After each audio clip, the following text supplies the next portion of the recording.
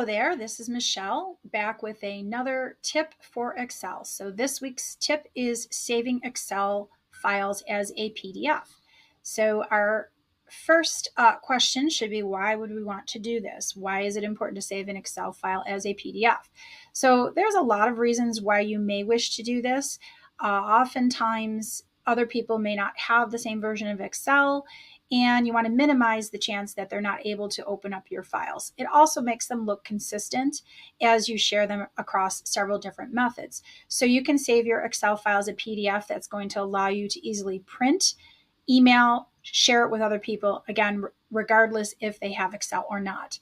So I'm going to show three methods today. Method number one is using the print option. Method number two is using the save as option. And method number three is using the export option. So let's jump right back in here. So I'm going to be using some shortcuts today. So the first shortcut I'm going to use is Control P, which is the print command, which brings you to the background here where you're able to print. So you may choose how many copies you want to print. Maybe you're saving this to email it to somebody. So from your printer drop down, you would choose the Microsoft Print to PDF. And then you can also see on the right here what this is going to look like when you go to print it. So once I click on the print button, it's going to print exactly the way it appears. That would be the first method. So that's method number one. The second method, I'm going to use Alt-F-A, which is my shortcut commands to save a copy. So with this method, I can go up to my box here and type in exactly what I want the name of the file to be. And then I would change from this box, from Excel Workbook, right over to PDF. And again, I can go ahead and click on the save button from here, decide where I want to save it. And then the third and final option I'm going to demonstrate today is Alt-F-E, which is the keyboard shortcut to export a file. So creating a PDF XPS document is our choice here. I'm going to click right over here.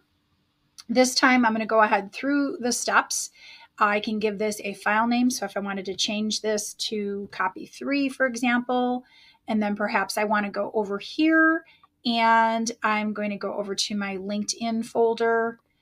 And you have a couple of other options here. So if I click on options, I can choose just to print certain pages. Maybe I only want to print a selection, or I want to print the entire workbook.